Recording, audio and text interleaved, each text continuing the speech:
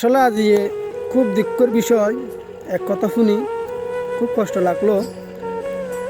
Oman শহরে এক সড়ক দুর্ঘটনায় এক ফ্যামিলির 4 জন একসাথে মৃত্যুবরণ করছে।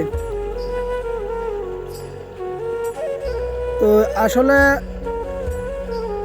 তারা বাড়ি হচ্ছে যে ফটিকছড়ি, চট্টগ্রাম ফটিকছড়ি সুন্দরপুর এলাকায় তাদের বাড়ি।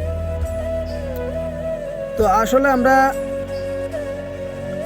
যখন প্রবাসের মাটিতে গাড়ি চালাবার সময় আমরা সবসময় সতর্ক থাকতে হবে। কিছু অ্যাক্সিডেন্ট হয় কিসের কারণে? কিছু অ্যাক্সিডেন্ট হয় নিজের ভুলের কারণে।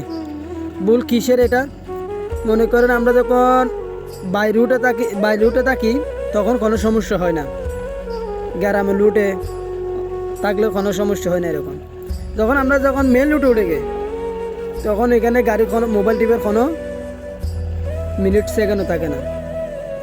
সেকেন্ডের ভিতরে গাড়ি চলে আসে, কোনো চকুর হলদকে মারতে পারে না। কিন্তু যখন আমরা মেন লুটে উঠে গই তখন গাড়ি চলো এখানে কত 120, 130, 140, 160 কি 170 চলায়। হ্যাঁ, তো কিছু আমাদের ভুল কারণে আমাদের মৃত্যুবরণ করতে হয় প্রবাসের মাটিতে। তো যাক, আল্লাহ তাআলা খার উচিলে কোথায় লাগছে কোনো জ্ঞান নাই, এটা লেখা নাই। যার হায়াত যতটুক আছে সে সেতটুক বাঁচবে। মৃত্যু কার কই তাইছে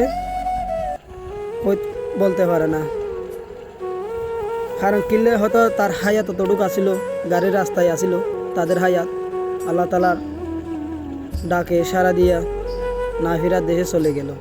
খুব আফসোস।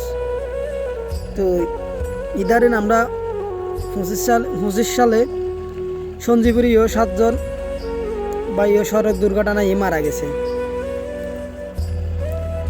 এই 26 সালের ফটিকছড়ির মানুষ 4 জন। 26 সাল শুরু হয়েছে, প্রথম মাসে 4 জন দুনিয়া থেকে না বিদায় নিয়ে না ফিরার দেশে চলে গেল। খুব আফসোসের বিষয়। দোয়া করবেন তাদের জন্য, তাদেরকে যেন আল্লাহ তাআলা জান্নাতবাসী করে। আমিন।